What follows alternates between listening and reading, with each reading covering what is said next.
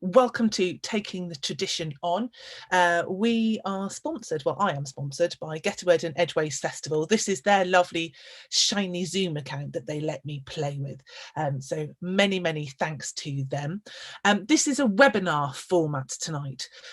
So you will notice that you can't see yourself in a little box, and we can't see you either, which means that you don't have to tidy the house to come to Taking the Tradition On. You can be in your lovely comfy dressing gown, one with the holes in the elbows. You can be eating your tea. Nobody's going to care. Nobody's going to know. But we do know that you're here. So your name comes up and I get to see you, which is great. And do use the chat. So you can make comments and questions on the chat. If you have a specific question for my guest, then use the Q&A. And I will look at that at the end. I'm notoriously bad for getting into lots and lots of conversation and not leaving enough time for the Q&A at the end, but I will do my best. So put up burning questions that you have that you definitely want me to see in the Q&A. So now I'm just going to crack on because I'm so excited about my guest tonight. So this man has been collecting and telling traditional folk tales and oral history for over 4 decades now. This series of Taking the Tradition On, that's gone to monthly rather than weekly, is really focusing on the landscape that influences the stories that people tell. I'm really interested in that connection with story and land. So obviously last month we had Daniel Morden, who comes from mid Wales, talking about that, and tonight we've got Eddie Lenihan from County Clare in Southern Ireland, a man who really knows, I think, every inch really of that land of Clare and Kerry. So it's my absolute privilege and joy to introduce the fantastic Eddie Lenihan, who I think is just unmuting himself now. Let me show you to everybody, put up onto gallery view. Welcome, Eddie. Hooray! Now, we've done our best with the sound and the video tonight. The video is a little bit fuzzy. Hopefully you can see Eddie well enough. And when he unmutes, you just have to press the button, Eddie. So I'm asking you to unmute and you just have to click OK. We've done our best to get the sound as good as we can. If it does go in and out a little bit, it's because he's in Clare, and it's worth making the effort to listen a bit harder, because what he says will be worth listening to. Eddie, you're struggling. Do you need to give Cochin a yell? You should just have to click on it should be saying, would you like to unmute yourself? And you just have to click the button. The joys of Zoom. It has many good things. Do you know, Rachel, we have tried more lighting, we've tried lots of things, and actually we had the choice of 2 computers. So tonight we decided it was more important to get the sound as clear as we can and to be a little bit more fuzzy on the video. And the sound is still not quite as clear as I would like it to be, but I think you're going to be able to hear him as well as you can. I think you're going to be fine listening in. And once you get caught up in what Eddie's saying, you're going to forget about it, I think, anyway. Ha-ha! Hello, Eddie. Welcome to Taking the Tradition On. Good stuff. He did just that for me. I think so. Are we back? We are back, and you are with us. So, Eddie, you live in County Clare, and tonight we've got people from all over in, who will probably know Clare as a name, and Ireland, they'll know obviously where it is and a little bit about it, but we don't really have a vision of what Clare is like. Will you just set the scene for us a little bit of the place where you live and the atmosphere in the landscape? I'm directly in the middle of Clare, but most people, I think, would know Clare from the cliffs of Moher. Some of the highest cliffs in I won't call them the British Isles. I hate when people call Ireland the British Isles. We've been trying long enough in this part of the world to get rid of that sobriquet. We're Ireland. And the cliffs of Moher are 800 feet high. They're in the west of County Clare. I live directly in the middle of County Clare, 3 miles from the Galway border, and just south of us is the River Shannon, which is the longest river in Ireland.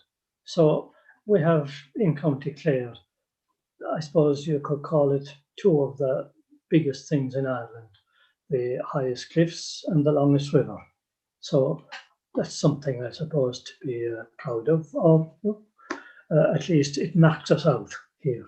Now, us, when I say us, I don't belong in Clare. I was born in Kerry, but do you belong in a place when you've lived here for 40 something years? You don't.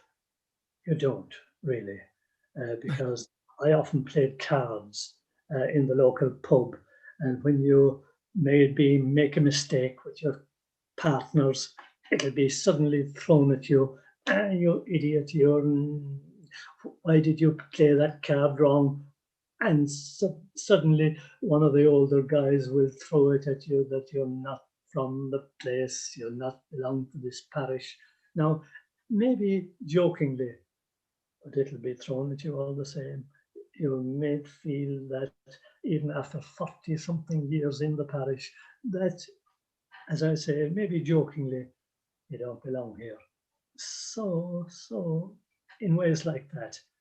And if you then went home to your own parish where you came from, a generation and a half has passed and you don't belong there either.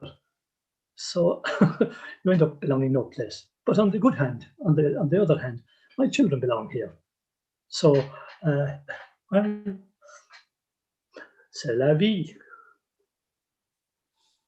I think you may have voiced what a lot of people feel, and it is really interesting, that connection with the land and the place where you live, and for me, I mean, I definitely think that part of that building a connection with the place where you live, it's building a connection with the people, but also with the land. And I would imagine you probably know more stories from Clare than any of those people that you're playing cards with in the pub.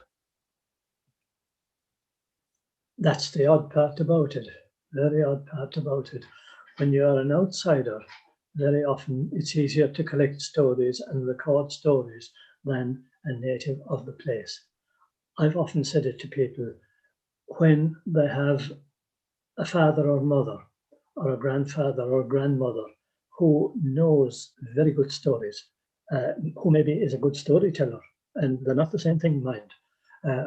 I say to a son or a daughter or a grandson or a granddaughter, you should record that person for future generations about your own family. And oh yeah, I will do it, and I never do. I do it, and it's easier, of course, for a stranger to do it. And later, they come to me for the recording, and oh, I'd be so delighted you did it. And that happens time after time after time. And why don't family ever do it? I don't know, but they don't. They don't. And I'm guilty of that part of myself. It's hard to talk to your own family as well, though. I mean, it depends what. I think maybe traditional stories and personal history are different. But I know that with my own grandfather, when I tried to talk to him, but I'm a different generation, and there were things that I was never going to be able to understand, I think, because of that sort of generational gap. And certainly, you know, kind of with memories about wartime, there were things that he wasn't going to tell me because I was always going to be a child to him. And I've been able to record stories from other people and give it back to their families. And I'm really, really grateful that somebody else recorded my grandfather and gave it to me, because it wasn't a conversation that he ever would have had with me. Well, I have been lucky that I recorded not my father, but my father's brother, my uncle, who was a good storyteller. I think he was the only one of all of the family who was a good storyteller. He was a very funny man. He told stories about the clergy, especially. Now, he was a parish clerk himself, and he told stories against the clergy. There was no harm in them. They were funny stories, and priests used to enjoy them. I sometimes tell them myself. He's long dead now, God rest the man. But he was a good storyteller, like I said, funny stories, but not funny too. There was an edge in them. partly against religion, the kind of religion we had here in Ireland. It was an oppressive kind of religion, an oppressive kind of Catholicism. But he told them funny stories, and I recorded my aunt. She's still alive, very much so. She was 100 in July, this past July. Loves her game of cards, loves her little drop of whiskey. She is his sister, my father's sister. She's the last of all of them, of 9 children. A lovely woman, a very funny woman. And she told me a lot of stories about the Black and Tans, you know, the famous, infamous Black and Tans of 1920.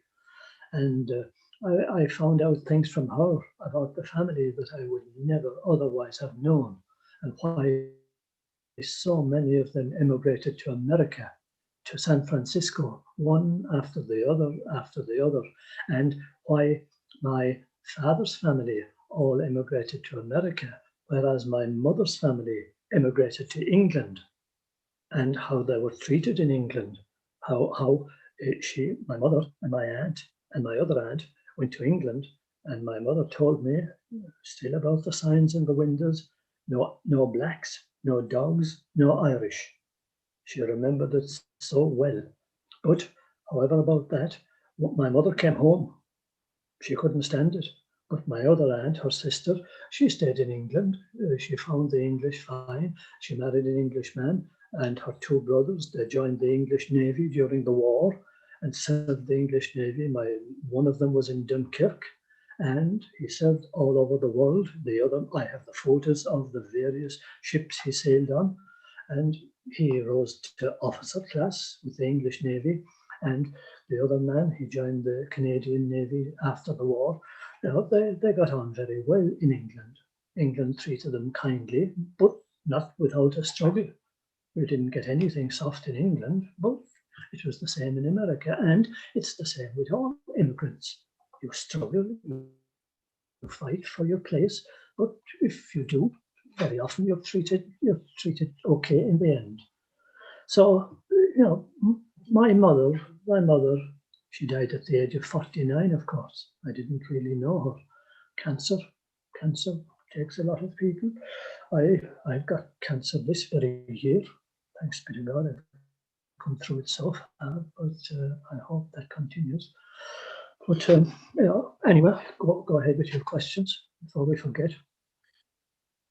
Well, there's so many questions I'd like to ask, and I'm worried about getting derailed because I want to know why your family did go to America. But I suppose the thing is, we've only got an hour. We want to focus on that landscape in Clare, and I suppose what it was like for the people that stayed as well. I mean, because the Irish they went all over the world, to England and to America, and people think of Ireland as being this real land of story and folklore. And is that still the case? I mean, everybody has this kind of very romantic vision that everybody in Ireland is down the pub telling stories every night and everybody knows 100 stories. Is that what it's like? Not so at all. Storytelling in Ireland has always been the poor relation. You will get dance, you will get music, you will get plenty singing. Rarely will you hear stories. Stories are not supported on the radio or on television. You rarely, if ever, hear stories on television. It has always been the poor relation storytelling. You have to go and look for them. Now, that is the case. It's as simple as that. You won't hear stories told in pubs. I know that from collecting stories. And I have met some fine storytellers. So how did you first find them then? If they're not around and available, what brought you to storytelling? Accident. I did my MA in phonetics in University College Galway, and I had to go out looking for accents of people. And my father was the local harness maker in my parish in County Clare, in Brosna.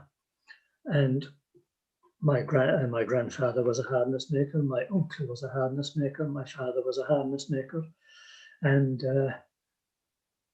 my father, of course, would know all the locals who might be good storytellers. So, he knew them all, the local farmers, because just like in the case of a blacksmith, they'd all come in, they'd all wait to have their jobs done, and he would know who was likely to be good, and he pointed me in the direction of one old man in his 90s. And I went to him, and he was wonderful. Jack Donlindy was his name. And he was the first man that I met. I still remember him because I have about 80, 90, maybe 100 hours of him on tape back in the 1970s. And I can still remember Jack and his wife, Mary, in the old house, a small little thatched house. And I would say up a mountain. I had a Yamaha 200 that time, and I used to have to leave the Yamaha at the gate and walk up this long boreen, a boreen we call a passageway, and in along. And I don't know what that thought of me when I was only 26 at the time. And God, I can still remember him calling me sir, a man in his late 80s, he calling me sir. I should be so embarrassed, but he was a lovely man, and he was born in 1890, and he could still. His father was born during the famine, the terrible famine in 1845 to 1847 that killed over 1 million people in Ireland, and he could still himself speak a kind of Irish. He still could remember, and that part of Ireland where I came from, it was only a Brak Gaeltacht, what we'd call a Brak Gaeltacht. People could only partly remember the Irish language, but he still remembered over 400 Irish words that I collected from him. And the stories he could remember of the landlords, bastards, what they used to do was they would rent you out a piece of bogland, and when you had reclaimed the bog, they rented out to you a small rent, practically nothing. And when you had reclaimed that bogland as your own, then they'd put up the rent, and then you had to reclaim the next bit. It was their way of getting land reclaimed for nothing. Horrible bastards, they were the landlords of the time. That's why when the War of Independence came between 1919 and 22, so many of their houses, the big mansions, were burned down. You'll always know the difference between a good landlord and the bad ones, because the good ones, their houses were burned down. The bad ones, the good ones, their houses were always left intact. They were good for their tenants, they were good for their servants, the bad ones. But that's history. But they were the kind of stories I've been collecting. Historical stories, as well as stories about the land, as well as about the black dog, as well as the fairies, about ghosts. I collect them all. And I tell you, the variety of stories I've collected from old people. Oh, what would I say? Well, as I say, I collect them all because the old people are the ones who know, who knew. But all those people are gone now. And even the ones that are old now don't know what I collected back in the 70s. Because I collected stories back in the 70s about Cromwell. And remember, Cromwell did in this country what you could not imagine. One of the worst curses you could put on anybody in Ireland up to maybe 50 years ago, it has faded out now, was the curse of Cromwell on you. And when you do that, people used to spit. That's how, even 300 years, what he did in Ireland was never forgotten. He did so much damage in Ireland. Massacres, burnings, lootings, terrible, terrible stuff entirely. I'm sure he did the same in England. He did the same in England, but in Ireland it was racial, and it was against Catholicism, and he not just political. And people never ever forgot, because you see, there was a long memory in Ireland, and of course our own civil war. we did it ourselves too. Our civil war was only in 1922, 1923.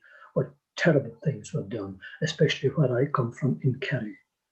I tell you, I inquired in Kerry, and I come from there, as I say. I inquired in Kerry about the Civil War on a number of occasions. And it was the only place in Ireland, and remember the Civil War was fought all over Ireland. It was the only place in Ireland where I was told to my face, fuck off. That'll tell you something. It was so bitter there. It was so bitter right down to the very end.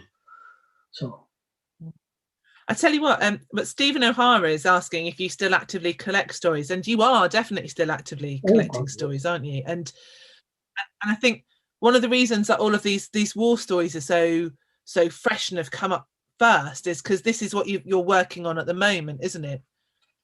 Yes, my next book is quite different from the other ones I've done. It'll be military memories, but on the same basis from the collection of recordings I have done over the last 44 years. It's in their own words, the people in their own words, just like meeting the other crowd, the fairy collection. I let the old people speak for themselves in their own words. That's where my training in phonetics has been useful. I wouldn't have thought it at the time that it would be, but it has been. Let the people speak in their own words. And the manuscript for military memories, it's that height already. It's huge. It can be about 450 pages if I can get a publisher, because some of the stories, they contradict quite what we were told at school. For example, about the Black and Tans, we were always taught that they were the releasing of mental hospitals and the prisons in England. They weren't. Many of them were just soldiers that had come back from the First World War to a paradise in England. And of course, there was no paradise in England after the First World War. There was just unemployment. And all of a sudden, they were offered 10 shillings a day to come to Ireland to suppress the rebellion. And of course, they jumped at it. 10 shillings a day, it was a fortune. But when they came to Ireland, nobody wanted them. They were ambushed, they were sniped at. And when you are, what are you going to do? You fight back, of course. You fight back like the Americans in Afghanistan. And they began to be hated. They began to be hated, naturally enough. You can't blame them entirely. You can't blame them. So, there's two sides. It comes down to the people in power again, doesn't it? And it's the ordinary people are the ones that are fighting. I would love to have gone. And I think that's why it's so important that you have got these memories and putting it out there to give the other side. And I think the kind of the ordinary people's view is different in the history books, and having them in their own words. And I'm not alone. Aaron's also saying there's a few people saying that they've got meeting the other crowd. So the military memories is at the moment just a manuscript. If there are any publishers out there, fantastic book on offer. But meeting the other crowd has already been published, and it's lots of people in their own words, and the stories in here are just incredible. And they're fairy stories, but they're not children's stories. They are absolutely grown-up stories. And I think maybe it reflects what you're talking about, kind of the military memories, is that you say in here that Clare fairies are the most vicious of all the fairies. And maybe that's a reflection. Well, they're not. They're just typical of the Irish fairies. It would be the same in any county in Ireland. But I can say that as you go east in Ireland, the tradition does thin out a little bit. And the reason for that is that the east of Ireland has been colonised by England more, longer, we'll say, than the west of Ireland. And I suppose the traditions have been diluted for longer. So you're likely to get stories Gaelic stories in their more pure form in the west of Ireland than you are in the east. That's not to say that you won't get them in the east of Ireland, but I would think less of them than in the west. So the people that you recorded stories from, would they give kind of all of their stories the same weight, whether they were personal stories or more traditional folklore stories? Would they differentiate between them, or just kind of they were just all stories and just all things to be told and kind of just meander from one to the other? Many of the stories that I was told by people, yes, they told them in a personal sense. We'll say, for example, the story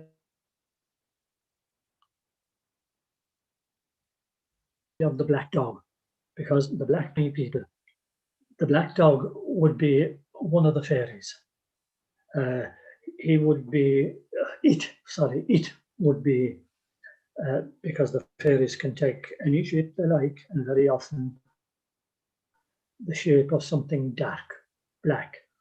And many people tell me that they were pursued at night on their way home by this black dog.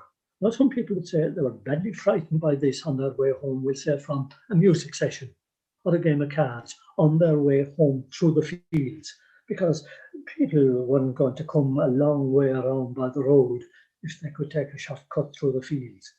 And most people did, because many people hadn't a bike. Very few people had a car, practically nobody at that time. And they knew the pathways. But you'll have some people telling the story of they were terrified out of their wits of this thing. But other people would tell you that the black dog, according to them, was to save them from some terror that was following them. And they could hear this terrible fighting and something frightening entirely until they reached the stile in over the wall into their own yard, and they were certain that the black dog saved them from something that was trying to get at them. So there was always a kind of a doubt there. Was the black dog to save them, or was it to get them? There was a doubt. There was a doubt. And the dark landscape at night could be a terrifying place. Now, you'd say, of course it would be, of course. And we're all brave when we're driving at night, because we all have a roadway now, and we all have lights, and we all have music in a car. But if we had to face a dark landscape at night, and we'd all only have a flash lamp, and at that time you wouldn't even have that, we might find ourselves not so brave as we think we are. And you know, we all had to have the stories that time about these kind of things. You know, there was always a sense of uncomfortableness, even among the bravest of the brave. And I've spoken to some of those people, and they confessed to me, they confessed outright that they were frightened. They were frightened. And when you hear somebody like that confessing, yes, I was afraid, you'll be inclined to believe yourself that, yeah, there was something there. And moreover, when you hear separate people from separate places telling you that at that particular point in a field or in the roadway, that was a bad place, then you begin to ask yourself why. And I often ask people then, was there a reason that that might have been a bad place?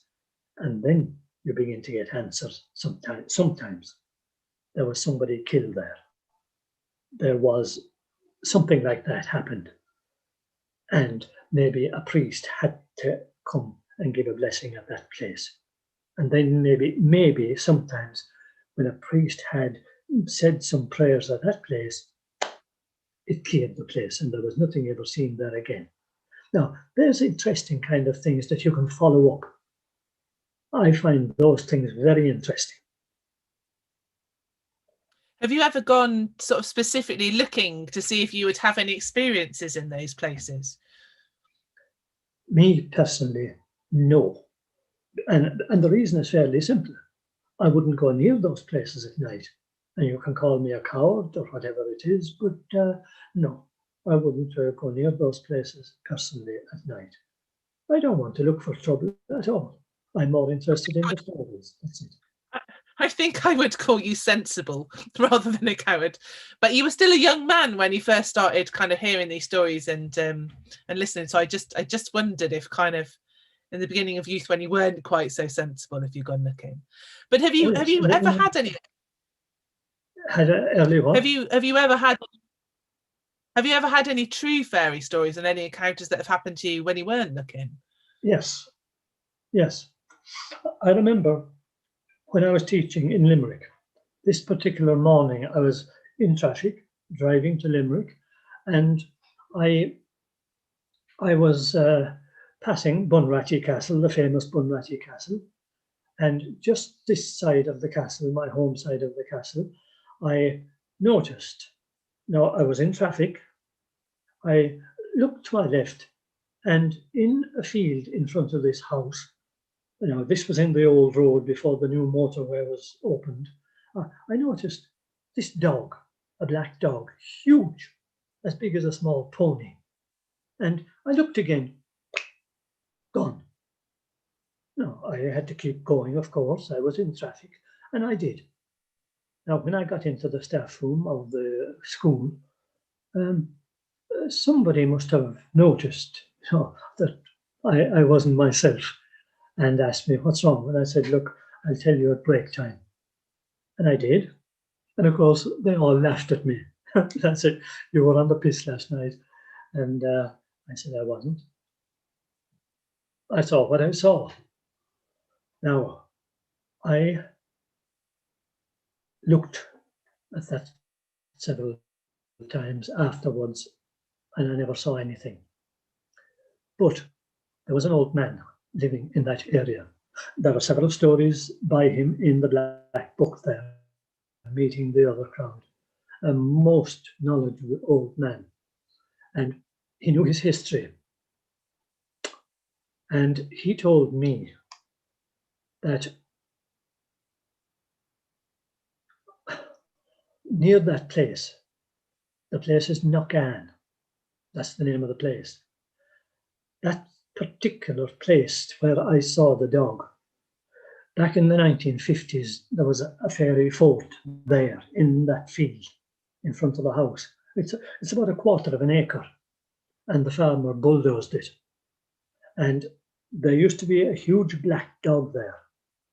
And he used to, like that, with his paws in front of him, like a dog lying in front of the fire. Huge dog. And he'd be there looking at people traveling on the road outside. Now, he never did anything to anybody, and nobody did anything to him, because they knew what he was, there in the fort, looking out. Nobody ever investigated him. Of course, he was one of them, one of the lads. And he had been seen there for over the last 70 years, and more probably, but nobody could remember before that. Now, the farmer bulldozed the fort, stupidly. Why he did it, nobody could ever understand, considering what they saw. Now, what I saw that morning, just a look like that, gone. Now, I never knew that story. It was only afterwards when I called, maybe a month afterwards, and we were talking, myself and the old man. We were chatting about this, that, the other, nothing in particular, because I used to call to him pretty often. He was a great man for history, and I used to record him often. And this thing came up in the conversation about the Knockane black dog. And I realized that that's what I saw. Now, if I had heard about that dog beforehand, I'd say, well. But I hadn't. I'd have thought maybe I was imagining things if I had about it beforehand, but I hadn't. It was only afterwards I heard about him. So, what did I see that morning? Well, I tell you what. Obviously, I saw something. You obviously did, and there are stories and stories coming up on the chat about black dogs. You are not alone in seeing black dogs. There's Emily Hannah Gray's book, and her granddad told stories of the black dog and the Barghest as a demon force. but then her mother transmuted it into a force for good that could be summoned to protect. And she's wondering, you know, how you feel about these translations or twists down the family line, and how, and if you've seen that sort of happen a lot. And I mean, it's interesting that you already said, oh, there's kind of this doubt in the black dog anyway. Like I emphasized in the book, Meeting the Other Crowd. If you leave the fairies be, I didn't call them the fairies, by the way, because the old people never did. They never called them the fairies. In Ireland, they had maybe 20 different names for them. They might call them the other crowd, the boys, them, Bunachmic, the people of the hills, and the Vina Ushle, the noble people, the Joeys, the Pochi in Kerry. They had many, many names for them because there was a fear of them. People always preferred to keep a slight distance between them and us because, you know, respect. Keep your distance and they'll do you no harm if you do them no harm. But to interfere with one of their dwelling places, to knock down a fairy bush, to interfere with a lone white thorn bush, you are bringing trouble on yourself. And why do that? We have enough troubles as it is. For example, look at COVID now and all that. We have enough troubles. So let be. They'll do you no harm. In fact, they might even do you good if you do them a favour. That was the Irish fairies. So don't do them any harm. And the black dog might help you. And they can take any shape they like. They can take a human shape, they can take an animal shape. So if you're in doubt, risk nothing. Let them go about their business and you go about your own. But there's so many stories in Ireland about people who carelessly dug a fort and lived to regret it, or very often died to regret it, if there is such a thing. They suffered in their health, their children suffered, their grandchildren suffered.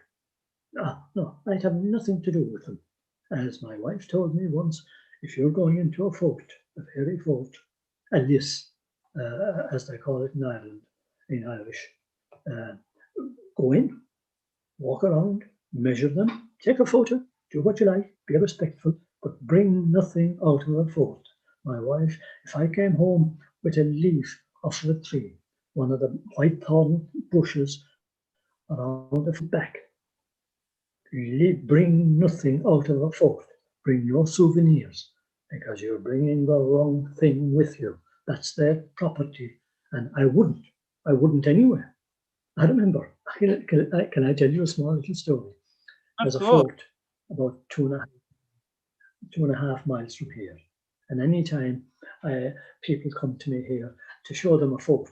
And we're talking about like a hill fort. I do, because it's very near the road. No, this is an ordinary earthen fort, and it's near the road. And the farmer, he's a very obliging man, and he has always given permission for me to go in, as long as his cattle aren't there to be disturbed. And no problem. I don't even have to ask him because he gives permission, but you always ask. It's only manners to ask the farmer. And this time, 4 or 5 Swedish people came, and I took them to see. And there was one very tall man among them. And we had a look, they measured it, they were very impressed because it's quite an impressive fort on the skyline. Lovely fort and a lake underneath it. Quite impressive. So we had finished anyway, and we were just coming back to the gate at the roadside, and just halfway across the field from the fort to the gateway, the big man stopped. And he said in English, but with a very strong Swedish accent. He looked back and he said, "We are being watched. We are being watched." And I looked at him and I said, I thought he was maybe talking about the cattle, because there was maybe 15 or 20 cattle watching us too, interested in us. But he said, "We are being watched." So fair enough. We went about our business then, okay, we went off about our business. But he seemed to think, he obviously had respect, obviously thought that we were being watched from the fort by something. But it was only afterwards I found out that he was one of the Swedish equivalent of the SAS. He was a man of about 6'6". Now to think that that man actually believed that the fairies were watching him, a big, tall, strong man of the special services, you know, it meant something that, so it's not just the ordinary person sometimes that you would imagine that might believe in these. It's people would surprise you. People would surprise you sometimes. Mind you, when you're a big, strong man like that, I would imagine that it's things from the other side and things that you can't explain and things that you can't control that are the most frightening. You can't fight the other folk or ghosts or kind of they're not something that you can control when you're used to maybe being able to control people.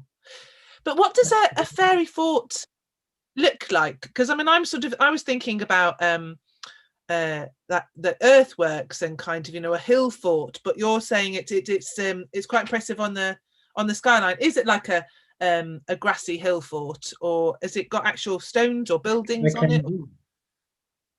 Pardon? They can be on a hilltop, but they can be on the flat also, with just a little bank of earth all around, and on the bank of earth usually is a circle of white hawthorn bushes, and usually they're the ones that you don't interfere with.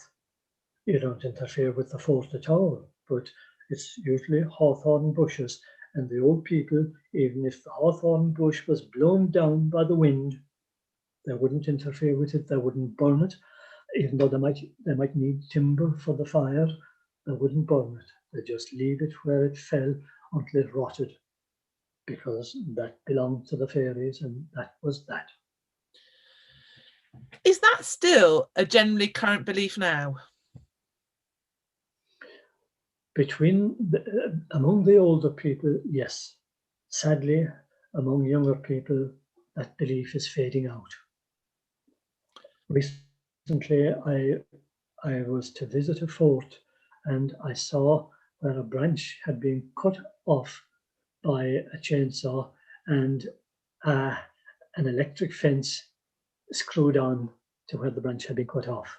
Now, one of the older people would never do that, because remember the 7 things that the fairies fear: something holy, something dirty, something red, iron or steel, salt, fire, or running water.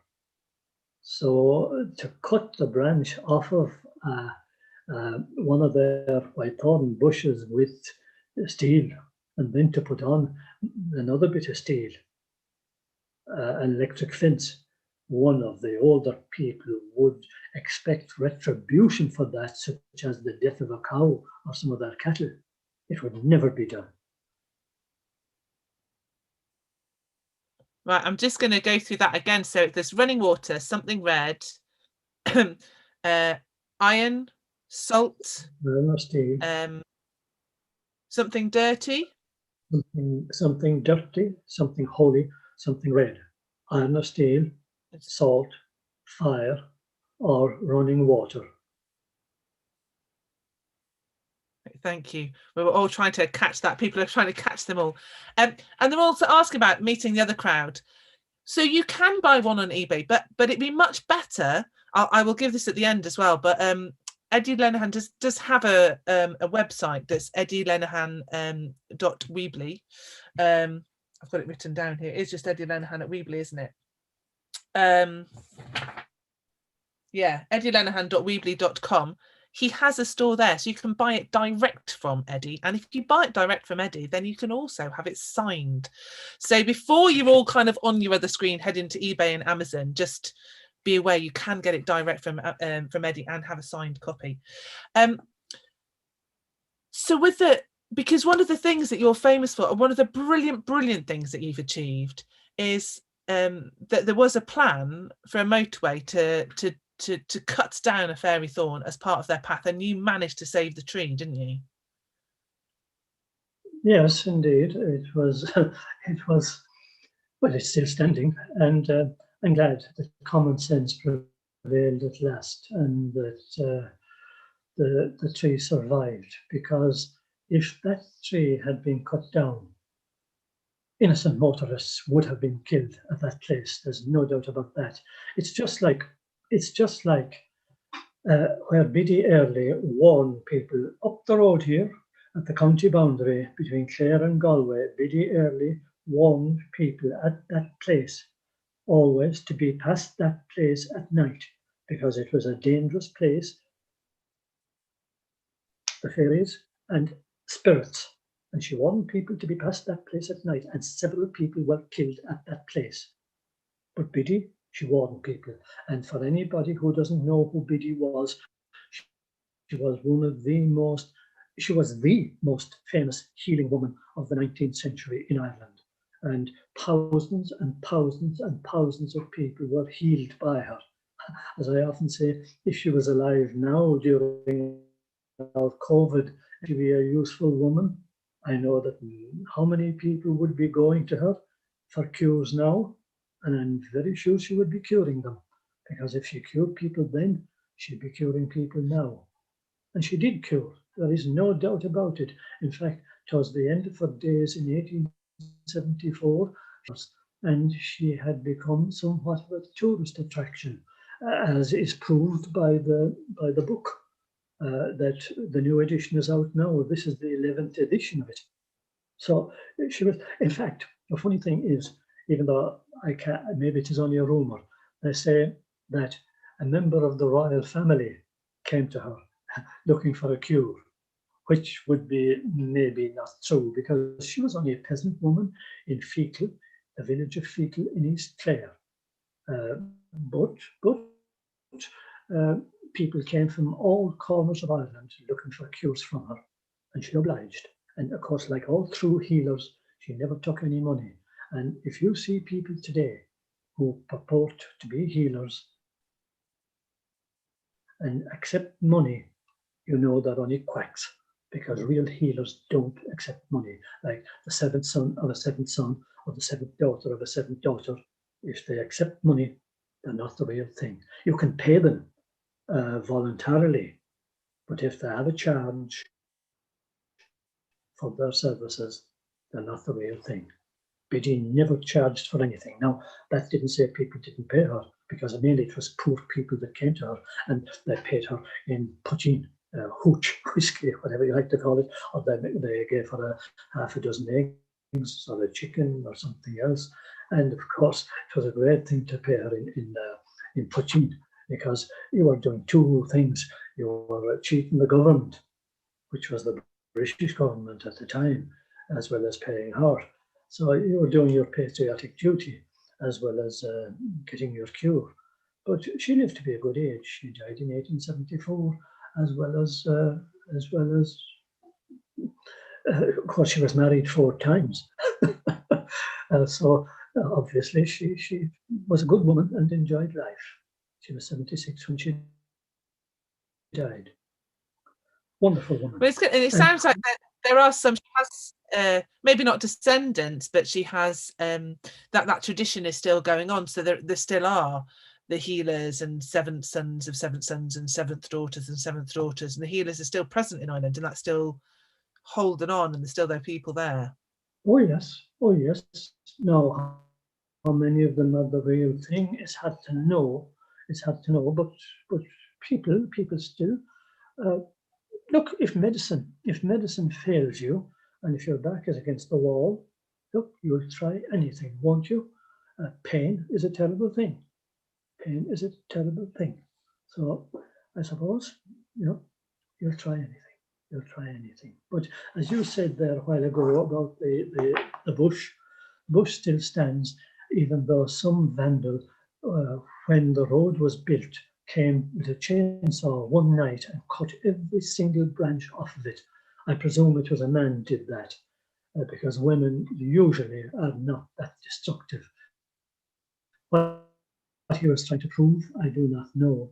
But all he did was prune it, because now it's back in all its glory in the month of May.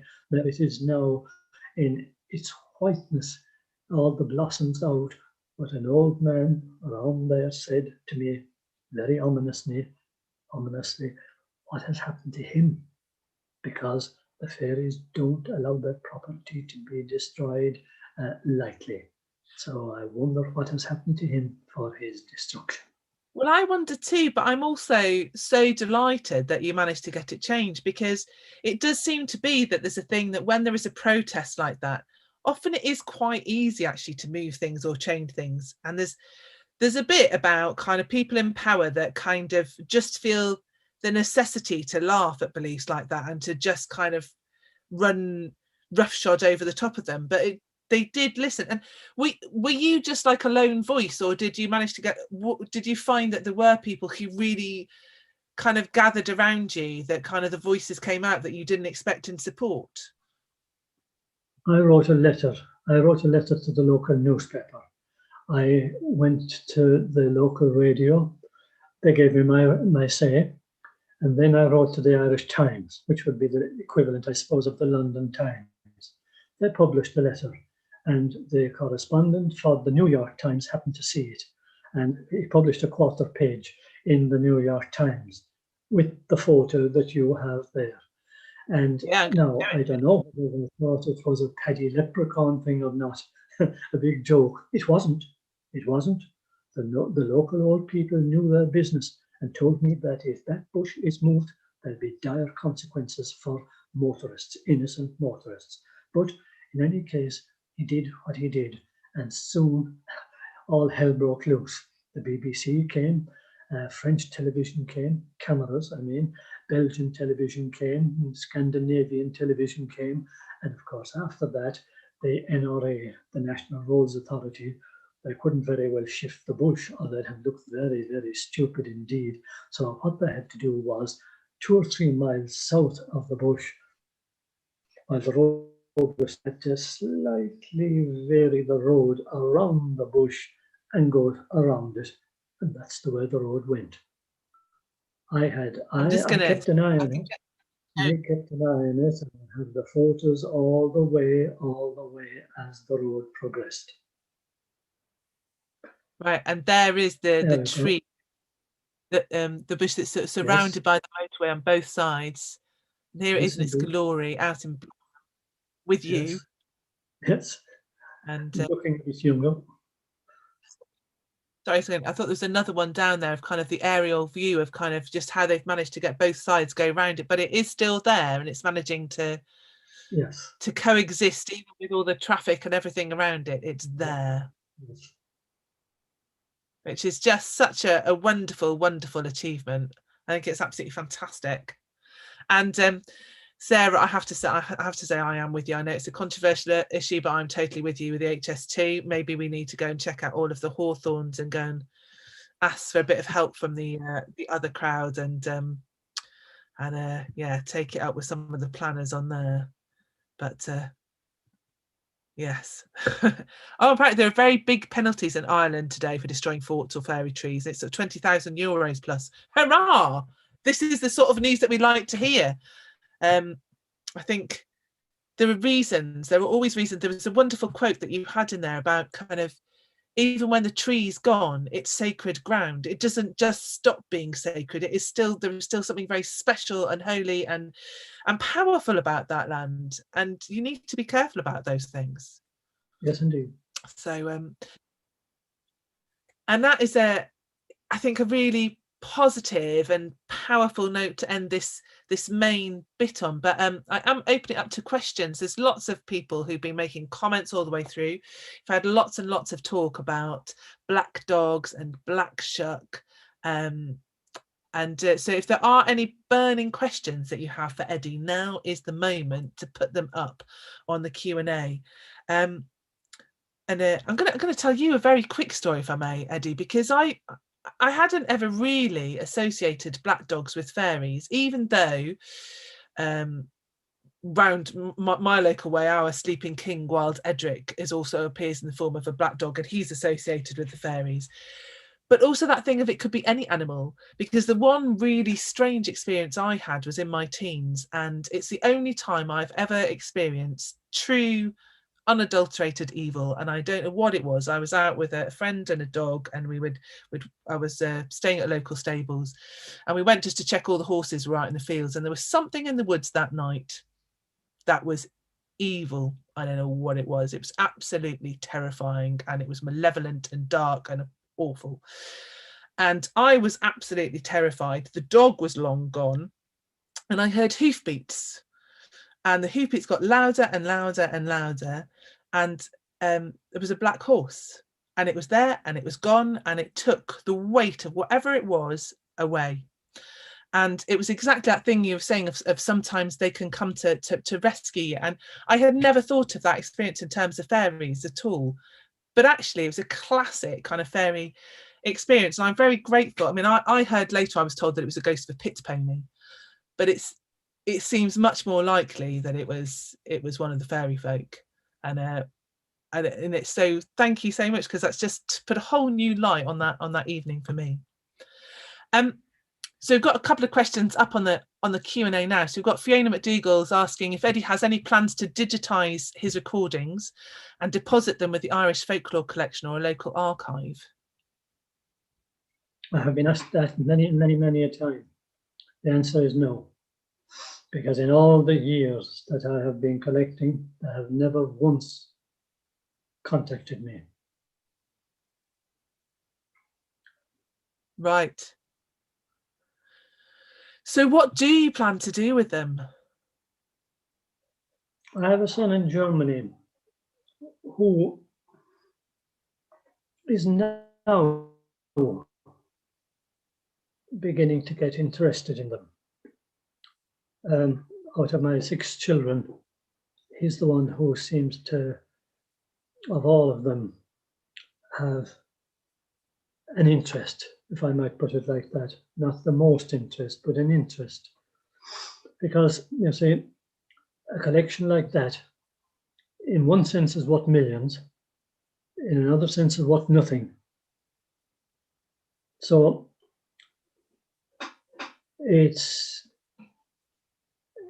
you're either interested or not. He now seems to be interested, because until you have a place to put those things. I was very, very sick this year, and you could die at any stage. None of us knows when we'll drop off. I was for 2 days this year on death's door, literally. My wife was told by the surgeon I was that near to death. And you don't expect that kind of thing until it comes to you. And if it happened, what would happen to a thing like that? 44 years collecting. As I say, they're worth nothing and they're worth everything. It would be nice to have somebody to care for them. And I would hope that somebody would do that. And not just care for them, but be interested in them. So I'm hoping that maybe the lad in Germany would do that. Well, I think on behalf of all of us, please ask him, because it's such an incredible wealth that you have, and unique. And I mean, we all want you to go on for forever, Eddie, but the recording. None of us will do that. Huh? None of us will do that. You better be realistic. Well, this is it, but they do need to start being digitized, I suppose. If they're recorded in the 70s, there comes a point. I have to say that the tapes are in excellent condition. Even the ones that were recorded in the 70s are playing precisely as they were. Hooray! That's fantastic to hear. Mm. And yes, there's lots of people saying, yeah, they're all interested. And just look at yeah, so I'm very glad that they're in good condition, and yes, hopefully your son will look after them. And Fiona's completely amazed that nobody's offered to archive recordings for you before now. I think she might be on the phone tomorrow. She's sure the Irish Folklore Collection would be absolutely delighted to look after them. But as you say, they haven't asked. They're waiting for you to come to them. So maybe they should ask you. Everybody's making suggestions now. But as you say, there's something about asking and showing an interest, and you have to wait for the right person, don't you? Joseph Sobel's asking, he's been wanting to know about the lovely old fellow in Milton Mowbray that you took Joseph to visit a few years back, who was well up in his 90s. He demolished a plate of spuds before asking us to take out a pencil and a notebook and write him a set list of stories, which he proceeded to pick from and tell. Biddy Early stories, fairy stories. Is he still with us? Is he still around? So, who's still with So you us? didn't know his name. It's Joseph Sobel was asking about a gentleman in Milton Malbay that you took him to visit. Excuse me. I'm very sure he is. That's probably Francie Kennelly. Let's hope he can carry on. His stories obviously are still with you, Joseph. So he will be around for a long time. He's It is coming. 101. Oh wow. Fantastic. Oh yes, it was Francie Kennelly. It is time for us to wrap up. But before you go, I know that this is a really short event. These are always far too short. There are always so many questions and so many things that I still want to talk about. But you can learn lots more about Eddie and about his stories. There are so many stories that Eddie's collected. So meeting the other crowd is my favourite, I think, which are the fairy stories, and they're transcribed from the collections of Eddie Lenihan. So they're in lots of different people's voices. There is Defiant Irish Women. You've heard about Biddy Early, which I've lent to somebody. I don't know what's happened to my copy, but there is a new edition with more stories in, so I'm going to have to invest in that anyway. Eddie has a store on his website. Which is there, look. There's the Biddy Early kind of dreamlike drifting across the screen. Eddie Lenahan .weebly.com, go to the store page, buy it from there, and then you can have it signed and sent to you. Everybody is delighted that you are recuperating, Eddie, and that you're going back to your full health, and long may your recovery and your good health continue. Thank you so much for tonight, but also just for being that person who is listening on behalf of all of us, who is making the effort to go and find all those people that have the stories, and who is collecting and curating those stories so that we can hear them, and so that they're still here for all of us to hear. Because I think in these times, like you were saying, the cars have made such a difference with people being inside at night. I think one of the things that this year has really shown us is how much people actually quite like not having to get in their cars, and how people have started to reconnect with the land that's around them and wanting to know the stories of the land where they are. And because of people like you, those stories are waiting for us. So it's been absolute delight and pleasure to talk to you tonight, Eddie. Thank you everybody for coming and joining in with us. Eddie, you've been a personal inspiration and criterion of authenticity for the revival of storytelling in Greece. So that's just another fabulous connection. Everybody wants you to keep going on and telling stories. We're going to have to set up something else as well, where people can hear you telling, and we can actually have some more storytelling rather than sort of talking around in the background as well, to just get a night of some proper stories, I think. But for now, I'm going to say thank you very much. Woo! For Eddie Lenihan. Good night, everybody. Enjoy. This will be it will be up on YouTube, so you'll be able to listen to it again if you want to, and you'll be able to go and check the 7 things that the fairies don't like, and any other little bits that you wanted to check. But for now, I am going to end this webinar and tell you to stay safe and stay well, stay sane in all the madness around us, and keep the stories with you.